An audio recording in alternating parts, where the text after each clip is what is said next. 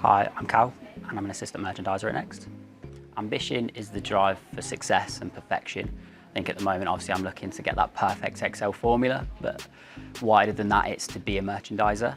And I think even when you achieve that, there's definitely the next goal that you go for. You never stop and really go, oh, I've achieved something here. You're always looking to get that next goal. And I think that fire in your belly is really what ambition is.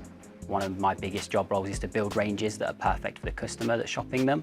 I work with brands to make sure that they're amazingly well organised and show exactly what the customer will want to see. And there's many different ambitions really that make that range. So I'm very analytically minded, and I drive a very bestseller range, I suppose, and make sure that that's what's shown. My passion is football. I think it's been said on this forum a lot. But that winning is a massive part for me. I think there's nothing better than getting a very hard-fought win at football and then going to the pub afterwards with your friends and reminiscing and reveling in it. And I think that translates really well to Next, surprisingly enough. I think you fight tooth and nail to get your favourite thing into a range or what you think will do really, really well. And then 3-6 months later it comes in and it's this company-wide bestseller, and that's really exciting, and I think it's an amazing thing, and you share that success with your team. So yeah, it translates amazingly. I think you work in a team a lot here at Next, and if you can hold yourself to a high standard, then you can consistently push people forward. And if you're all working towards that one goal and you're the one driving that, it's a really big thing. And vice versa, if you're having a bad day, someone else can drive you towards that success as well. So Next has helped me to bring that ambition to life by giving me confidence, I think. And that's not just within work, that's outside of work. It really adds to how I feel and how I am confident in my ability as well.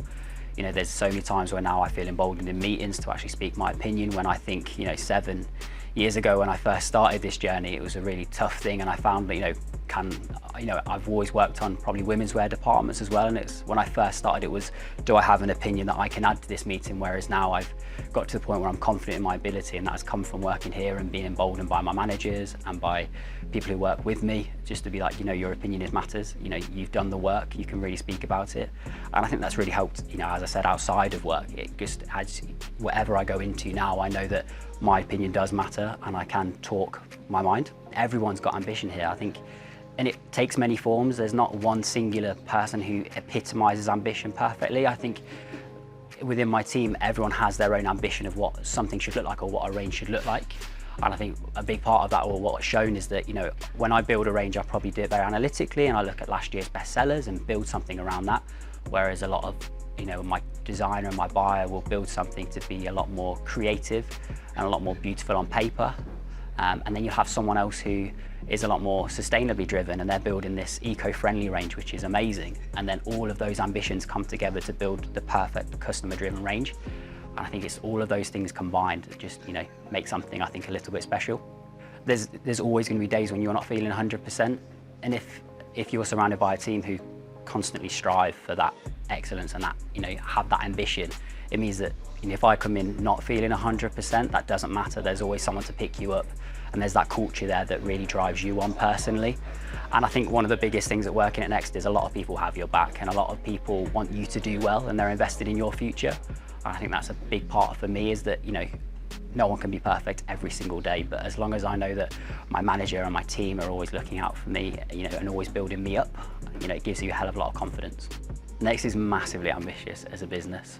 We're always asked to evolve and to push things on. And my job role in particular is to bring new brands on and bring their vision of their brand to life. And it isn't a next day business. That you have to really take time and make sure that the logistics is right and the product development is right. And that really takes a lot of people from across the business to collaborate.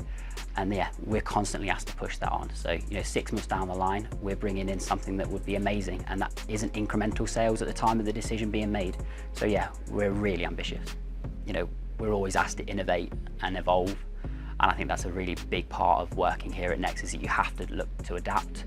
And I think ambition is really the driver of innovation, and we do that together, and we push that on together, and you're always pushing your team to really innovate and make sure that we stay relevant in this really tough market. Everyone here is wanting to be the best that they can be, and if everyone wants to be the best they can be, it pushes a business on to be whatever they think it can be. I think that's a really important part, and a massive part of the winning culture. We want to be the biggest, we want to be the best, and we don't particularly let anyone stand in the way of that, I think.